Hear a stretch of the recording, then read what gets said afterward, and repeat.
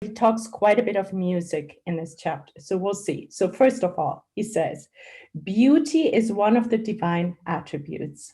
So right here, we see the place of beauty. The first time I read this, it blew me away. It made total sense, but I had never thought of beauty as being a divine attribute per se. He also says that God has put in all beings and all things this mysterious charm which attracts us, seduces us, captivates us, and fills our souls with admiration, sometimes with enthusiasm. And I'm sure we can attest to that. Of course, our sense of beauty is quite often personal, but as we learn throughout the book, it's very much related to the level of our soul development. Art, he continues to say, is the search, the study, the manifestation of that eternal beauty, of which we perceive only a reflection down below. So this is very humbling for us because we instantly learn that, yes, we are all striving for beauty. Beauty is a divine attribute. However, in the arts here down below on this planet, it is only a reflection of the actual beauty that reigns in the beyond. And of course, in the beyond, depending on the different level of worlds the spirit resides in. As the spirit arises, ascends more and more to God, the level of beauty becomes ever so more beautiful, so to speak. Then he says, to see beauty in all its splendor, in all its power, one needs to gradually go up towards its emanating source, which is God, which is a difficult task for most of us, because we know to ascend to God is a daily struggle. We also know from Emmanuel that it takes two wings to strengthen equally. One is the wing of knowledge, and the other one is the wing of service, of love, of charity. So we're only picking out certain aspects of this chapter. We're by no means reading the whole chapter, so you're really invited to pick it up and flesh it out with the rest. So then he says, beauty is, did we go? Hold on just a second. Just got to go back one more moment. Yeah, here. So the aesthete is adding to this. The aesthete says, art is of divine essence. It is a manifestation of the thought of God. So art is the manifestation of the thought of God, a radiation of the brain and the heart of God transmitted in the artistic form. So it gives us a glimpse of where also art resides in us. The brain and the heart, they need to be and are both engaged in the finding, the search for, and expression of art. So the essential role of art for us is to express life in all its power through grace and beauty. Isn't it beautiful? All its power. It's expressing life's all power. So it's not just a part of the power, it's actually the essential, it's at the core of life. Art is to express life in all its power. And how do we do it? Through grace and beauty. So our striving for beauty, our striving for harmony, our desire to be surrounded visually by beauty, but also, how do you say, from the hearing perspective, I can't think of the Latin word right now, of beauty, and the word, right, poetry, is an expression of beauty. So in all of our different forms, we can and do express beauty. And this striving is the vehicle for us and the desire of ours to come closer to God.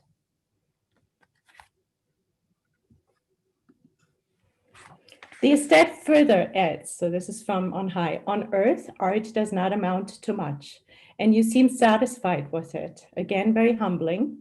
Does not minimize art because, you know, in all the aspects on earth, we are striving for more. We are where we're at. And that's part of self-love, to not put ourselves down. But, you know, to stay humble is always good, right?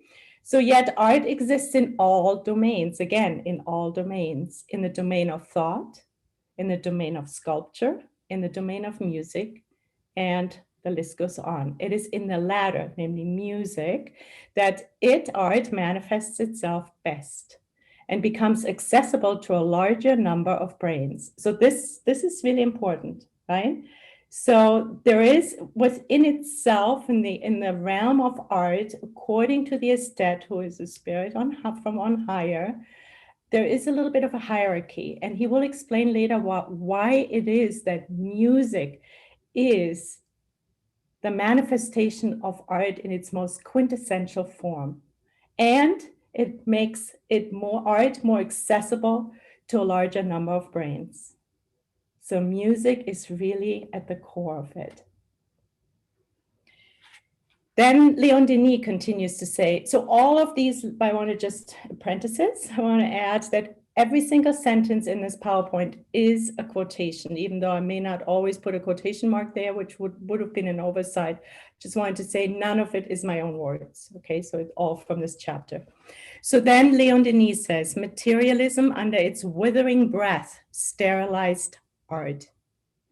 So what does he mean by it? He said art crawled into the basement of realism without being able to rise to the peaks of ideal beauty. Spiritism gives the latter a new impetus, a more lively impulsion towards the heights, where it can find the fruitful source of inspirations and the sublimity of genius. So overall, art has been flattened by materialism. And it's easy to understand because materialism excludes the spiritual realm, right? And right there, we know there's a cap on the experience. If we just get stuck on matter, we don't see the bigger picture. So, but Spiritism, of course, because we know that we're continuously in touch with the spirit world, thanks to we're using Spiritism as a vehicle, automatically our scope is more elevated. And to understand art on a deeper level and to really feel it and to incorporate it more into our lives becomes consequently easier. So thank you, Spiritism, once again, right? So then he says, the essential purpose of art is the quest for and the realization of beauty. So the purpose of art is our desire to find beauty and to realize it, to manifest it, to create it in our lives. It is at the same time the search for God, since God is the first source and the perfect realization of physical and moral beauty. And there is another aspect, moral beauty, right? That's a form of art too. So this is really beautiful, right? So we are continuously striving for beauty. We can probably attest that in our own lives if we look at it. And if we, observe ourselves. And exactly that striving is our desire to come closer to God. Why God? Because it's the first source of all things, right? We know the definition, what is God? First question in the Spirit's book. And it's the perfect realization of physical and moral beauty. God is. And that's our striving via beauty towards God. The more refined and fine-tuned and elevated intelligence becomes, the more it is imbued with the idea of beauty. So the more we fine-tune our intelligence, the more we ascend, the more we're capable of creating and perceiving beauty. The essential objective of evolution will therefore be the search for and the conquest of beauty in order to realize beauty in ourselves and in its works, in God's works. So by us ascending, perfecting ourselves through all the many reincarnations that we are experiencing, we will always be striving for more beauty and will be able to experience and manifest more beauty.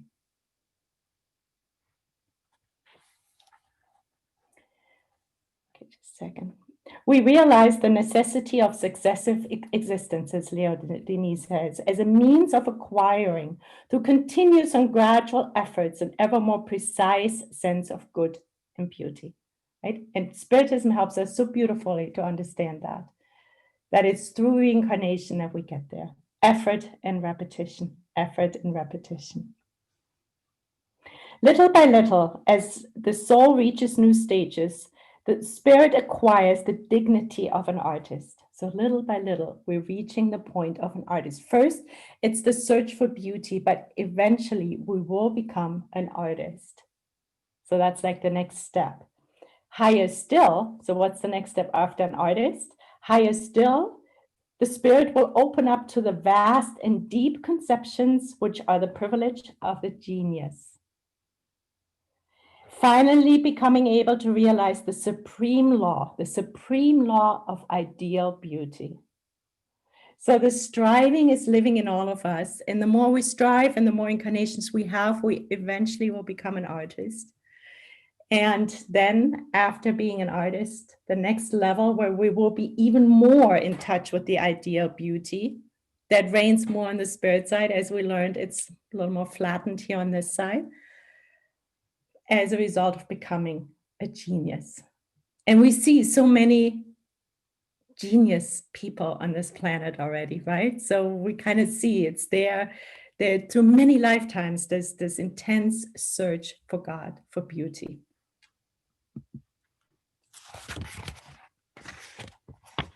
On Earth, artists are not all inspired by this higher ideal.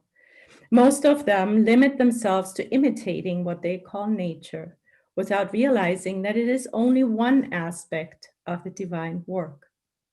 But on the spiritual plane, art takes on forms that are both more subtle and more magnificent, and that are more illuminated with divine reflections. So again, on the spirit side, there's a little bit more going on. Consulting our spirit guides. So it is very important to us, Leon Denis says, to consult with our spirit guides in order to collect and summarize their teachings. On the plane where they live, namely on the spirit plane, the sources of inspiration are more abundant, with an ampler field of action for there, on the spirit side, the thought, the will, and the supreme power assert themselves and radiate more intensely. So on the spirit side, once we are in spirit form, we release our physical form, we will be more in touch with the thought, the will, and the supreme power because they radiate more intensely. It's obvious, right? This dense physical form is a buffer. It keeps us a little bit more in the fog. And then, of course, when we do express art, we have to work with the elements, which are very dense, right? And right there, it becomes much more calcified, much more difficult. It's in the perceptions, on the perception side, but also on the expression side. It is harder here, more flattened. Okay, let's see. So on Earth, every spirit is not only, hold on, okay, so every spirit, once emanated from God, is not only in possession of a spark of divine intelligence. So we're not only a spark of the divine intelligence, we'll also share a fragment of creative power. That's why we always say we're co-creators of God, right?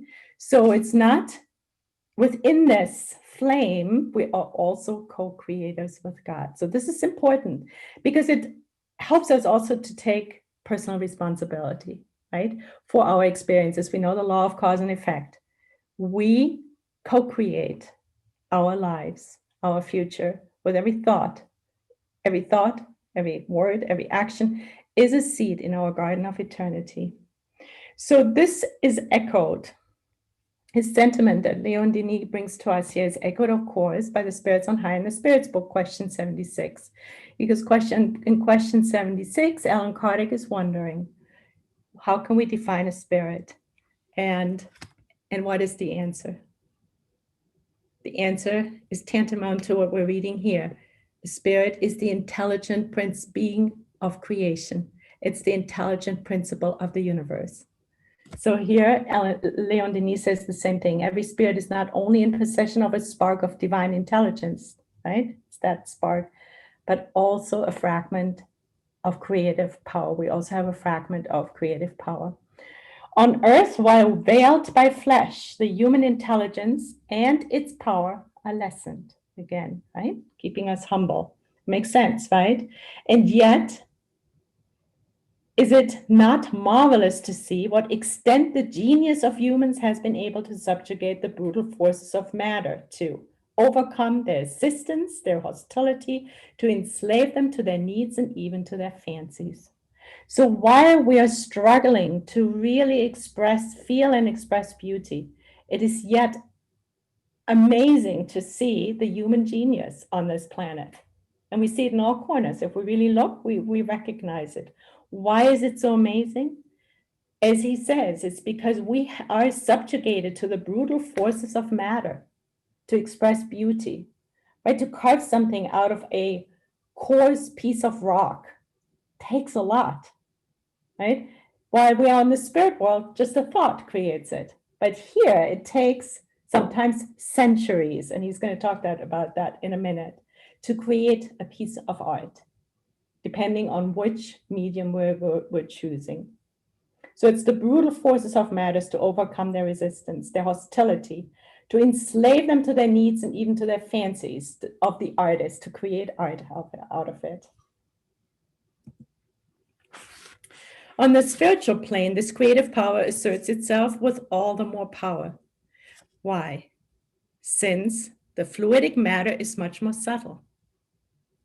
There, all the difficulties of earthly work disappear. It suffices to keep a sustained mental action to impart to fluids the forms that the spirit wishes to achieve and render durable. I say that again, Kiki, because it's so beautiful how the mentors guided us to study and have this beautiful lecture on the fluids last week, which now we're understanding another aspect of the fluidic life on the spirit side and the meaning of fluids, because it's even in the arts, it's an important aspect, right? It's an aspect that we may not have thought about last week, but it set the foundation for us to understand what Leon Denis just said now, and we're going to repeat it. There are all the difficulties of earthly work disappear on the spirit, in our spirit lives. Why? Because there it suffices to keep a sustained mental action, so thought, to impart to fluids the forms that the spirit wishes to achieve and render. All we need to do is create in our minds, think about a cathedral, and what happens? It gets created in the fluidic form. And here it might take on this side centuries to build. Kiki talked about it. It's chapter 14 in Genesis, the fluids, item 14. Alan Kardec clearly explains to us, spirits act upon the spiritual fluids, but they do not manipulate them like humans manipulate gases. Instead, the spirits use the help of thought and will. Thought and will are for spirits what hands are to humans. So of course, when we create pieces of art, let's say like in architecture, right? We use our thoughts and our will, and then it takes forever. And we have to work with those brutal forces to make those elements that are very coarse and dense into what we want them to make.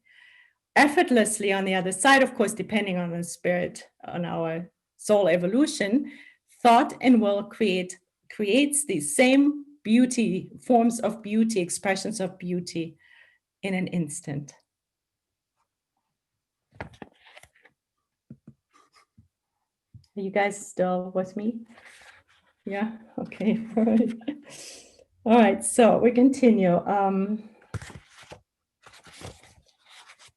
So now he touches on music, which is very important. We mentioned it a little bit earlier. He says, on earth, music represents the living art, mobile and vibrant harmony, whereas architecture represents immobile and passive art in its imposing and rigid forms.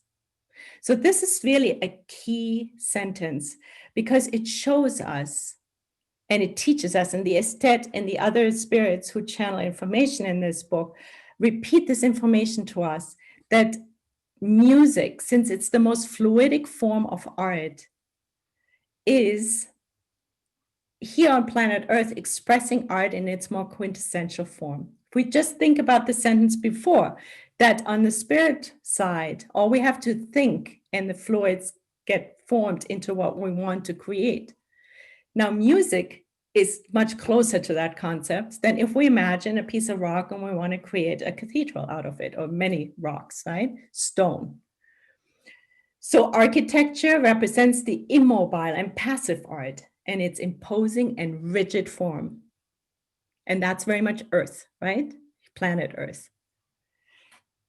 But while within the spaces, the spirit models the fluidic material at will, gives it the appearance, hues, outlines as it wishes on our planet, matter opposes more resistance to the human will.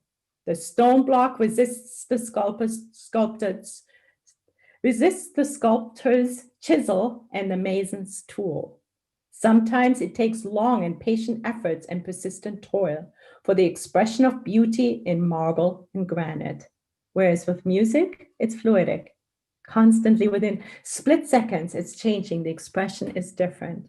And here in architecture, it's slow and hard. While on Earth, now within architecture, he picks the cathedral, which is very beautiful. While on Earth, the cathedral, taken as an architectural type, is the result of patient and lasting work by a working collectivity, from the humble stonesman to the great artist who drew up the overall plans. Conversely, on the spiritual plane, it is the particular work of a master that instantly and at will can build or destroy a cathedral, assisted only by a group of students who seek to assimilate and imitate their master's creative thinking. It's beautiful, isn't it? Something to look forward to. In the meantime, we're going to work with the dense matter, right? It's part of the course. Here below on Earth, the monument is the work of a human crowd, the labor of centuries, right? If we think of the European cathedrals, it took hundreds of years to build them. Hundreds of years. For generations, artists and workmen have worked together to raise these columns, he's talking about cathedrals, spires and towers, melting and molding these windows, painting these images, and carving these statues. Thus, the pyramids, the palaces, the cathedrals were slowly gaining form. That is why in their majestic unity, they symbolize the spirit of a people, the genius of a race, the soul of a religion. It's beautiful, isn't it? It is faith, enthusiasm, and ardent spirituality that have raised these veritable Bibles of stone, he calls the cathedrals. Very poetic, isn't it gorgeous? That's an expression of art, right? As an example. And in these colossal works, the unseen have their role, because all good things come from God, right? Every artist works together with spirits, always being inspired. Okay, let us move on. So that gives us more to play with. The earthly cathedral, Leon Denis said, serves as a framework for all the arts. It's a framework for all the arts. It's one of the highest expressions in architecture are those churches, those cathedrals. The essential role of art is to express life in all its power through grace and beauty. Yet life is movement. And this is key now. I hope you're listening. So here we have the cathedrals, rigid, took centuries to build. And yes, they are pieces of art and expressing divinity. But life is movement. They're rigid, right? They're sitting there, boom, with all of architecture. Paintings too. Life is movement, and it is precisely in this that lies the main difficulty of human art, which can reproduce movement only through what? Music. And that's why Leon Denis says that music is the highest form of art on planet Earth. Because it's true, life is movement. We're constantly, the body, just our physical form, nature, everything is in movement continuously. And music gets the closest to that. He says the other arts can only give the illusion of art here on planet Earth. Music. This is not what happens to the works of art built on the spiritual plane. Everything is life, movement, color, and light.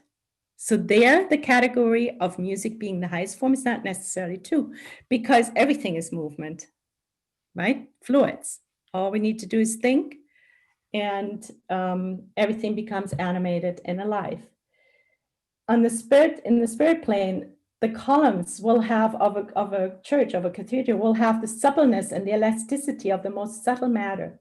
Its walls will be translucent as crystal, and 1,000 hues unknown on earth will play in shifting networks of shadow and light.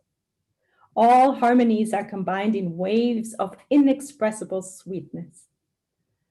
And everything vibrates with the thrill of intense and deep life. So this is a fluidic cathedral, for example, in contrast. So we're going to close preliminarily until we do the real closing with the following sentence. And there's so much more. I'm telling you, this book is fascinating because obviously there's so much more. This is just like not even a tip of an iceberg to kind of spark our interest in diving deeper and understanding art and its importance, the beauty, the striving for God in a deeper way. So he finishes off chapter 1 by saying, art enhances itself and progresses at every single step of life's ladder, accomplishing ever more noble and perfect forms as it draws closer to the divine source of eternal beauty. So what he's really telling us is our inner transformational work that is at the core of our work in each and every incarnation, and of course also on the spirit when we're in spirit form, is the key for us to perfect ourselves and also to draw closer to beauty and to get closer to God. So art is an integral part of that. And here on planet Earth, music is at the core of its most divine expression of art. Why? Because it's the only fluidic form. So any questions before I'm going to play a piece of music? I'm going to get out. Shine, it's Kiki here. I do have a question. Yeah. Does he say anything about dance? Because I know that like music has a lot to do with I love that when you said about perception and expression. I feel like this is so important because sometimes you can perceive something but you cannot express, and sometimes you can express but you cannot perceive. So I feel like this balance is really, really exciting. And then like how dance plays, and I don't know if he explains about it, but how dance plays a role in this art movement. Yeah, he does not, he does talk about the different forms, also poetry, which is more fluidic than architecture. Again, this first chapter is titled Architecture and Arts, right? So he starts off with the densest form. There's many gradations. He just keeps going back to the fact that music is because, if you think about dance, it's still more dense, not dance, but dense. It's, slower than music. Music is like the formation, right? Okay. But yes, he does talk about the different things later on in the book. Yes. May I interject here? Can you hear me? Yeah. Okay. Well, it's interesting because art, on the spiritist perspective, is definitely a talent as any other talent that is evolving. Consider that Leon Denis wrote these words based on his perspective of the 19th century. So that was not really evidence of different type of arts like dance and all of that. But art as a talent develops. If I pick a form of art, for example, if I am a speaker, if I am a physicist, if I am a doctor, a medical doctor, if I am a dentist, those are form of arts, and I can get better and better at it as I progress. And I have the option to, in every incarnation, to continue to develop that talent. So to the point where we get to the level of a genius, because I have mastered so much of that talent that I now can considered to create art. That's what equivalent to what a PhD represents in our educational system. Is someone that is producing knowledge, and it goes beyond to like Einstein. He was a genius in physics, in mathematics.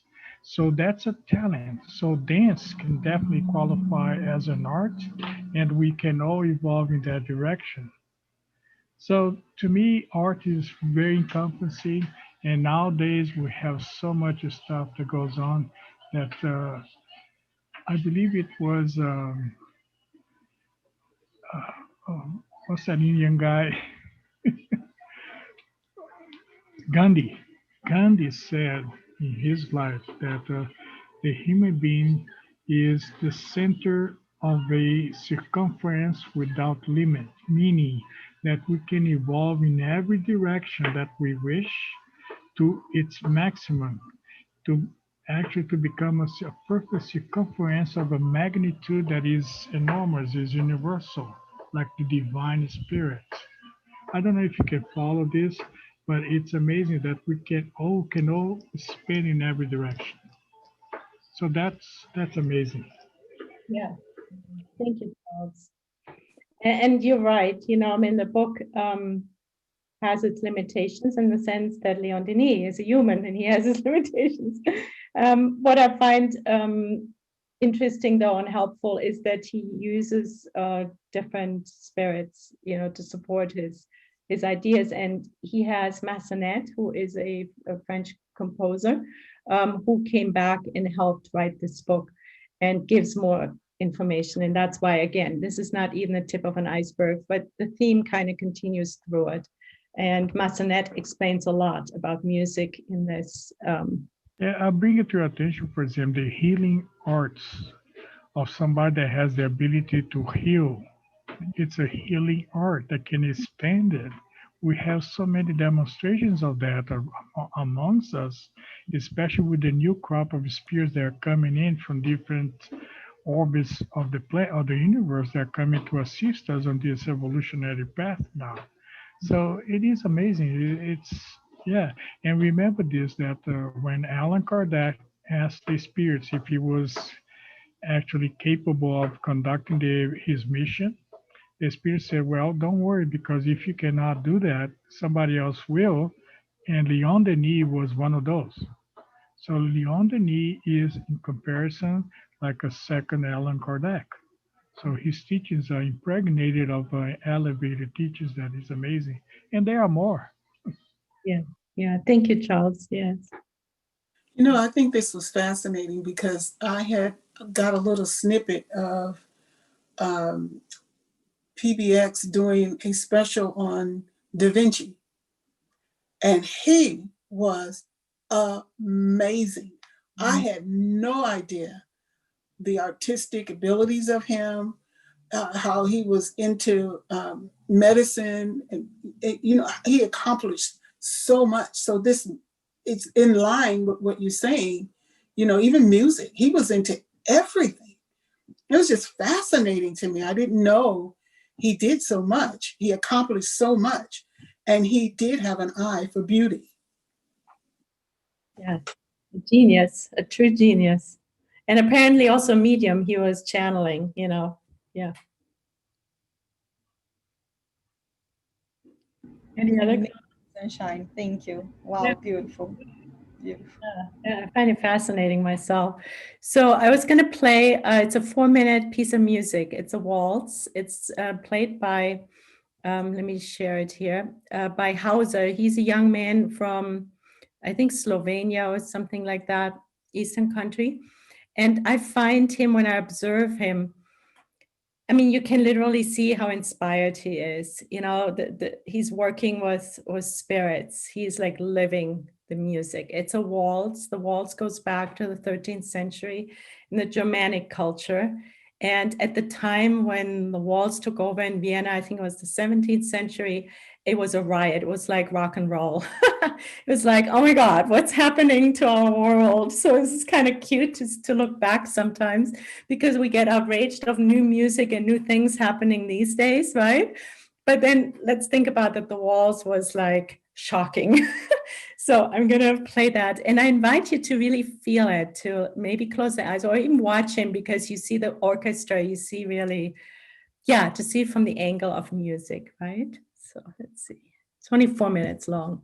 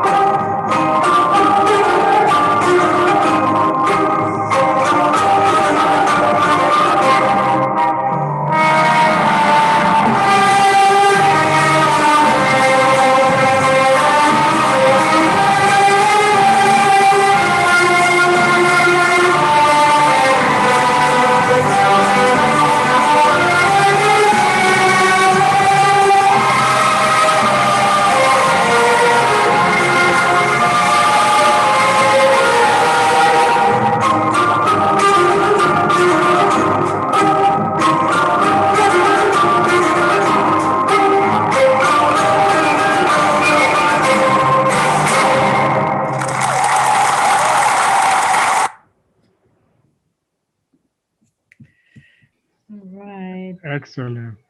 It's really, you can feel how a mood is created, how it touches us, right? And the more we open, it gave me chills. It's like, of course, the waltz is deeply embedded in my cultural heritage. So it really, Yeah. thank I you. enjoy seeing the artists flirting with the girls in the audience. That was funny. Yeah. He has his So anything that elevates people's emotions, right? There are so many art piece, music pieces that brings people to a level of even crying because of the emotion. So does the dance. When you see somebody with a beautiful dance piece, It elevates to the point that you cry, or an actor, and so on, right? Yes, yes. And also the hertz, right? I mean, there's more and more studies now done to go to the 432 hertz, and there's a 520 something hertz too, which actually is more sparkly. It raises our sentiments even higher, connects us with God deeper, because for several hundred years we've been a little bit suppressed by music too. So it's something to pay attention to as well. How Yeah, that 420 are very popular nowadays. Yeah, yeah. And if we tune in, we hear the difference, what it induces and instills in us. Anyway, thank you guys. Thank you so much. Wow, what a treat. I am so happy just feeling the music. And I love dancing. Kiki and I like doing Zumba. And dance just give you an opportunity. Né? In our case, we play our Brazilian songs, or tropical, just to kind of take us to back to Brazil, and that link, because that's the memories that we make that connection with. And you're right, if you want to change your vibration, if you're not feeling good, that's what they say, turn on the radio, play a music that you enjoy, start doing some dance, some helping with the physiology of the body to create those feelings, né? And Sunshine, thank you so much for sharing with us this beautiful piece of music, but also the information by Leon Denis. And it's just a beautiful way to look at life, and the merging of the art and the culture and spiritism. It's magical. So I felt that was a beautiful May I, speech. I'm sorry, Adriana. I gotta bring this because I'm being intuited to do this. Please. How many of you are you aware of the works of Luis Gasparetto? Yes, Luis Gasparetto is a medium artist. He passed away recently, and he would give throughout the world live demonstrations of art by painting. He would paint with both hands in a dark environment. They turn off the lights, they put a bag of paint for him in front of him, and with his hands, with his feet, he would paint this amazing work of art. But through his experience, there is a very important lesson he brought to us, to pay attention to the responsibility of their arts. So in any field that we develop that talent, there is a higher degree of responsibility for the message that we are sending out. So one quick example, at some point he would start drawing some very sensual pictures of women naked and all that, and the spirits called his attention to say, look, pay attention, because that image can affect others in a way that you cannot imagine. So you bear the responsibility of being conscious about what you bring into the world. So that applies for any field of arts. If I am a mathematician and I bring the calculation for a devastating bomb, I'm responsible for that. And vice versa, can bring a cure for a virus because of that talent. So that's all. I'm sorry. Good point. Good point. I feel like, especially in Brazil, when there can be more sensual dances, choreographies, I think it's a good point for us to be mindful of what is the message, because through art we can express so much. So I appreciate that point being raised. Thank you, Charles. Okay, my friends, we are going to take a 5-minute break. Keep the vibration with you during the break, because right now I'm just feeling so happy and I can see you all being so vibrant. So it is now 10:54. Oh, 10:55 now. Okay, so at 11 sharp, we are coming back for the second part of our Brazilian spiritual healing circle. Thank you so much. I'll see you in 5 minutes.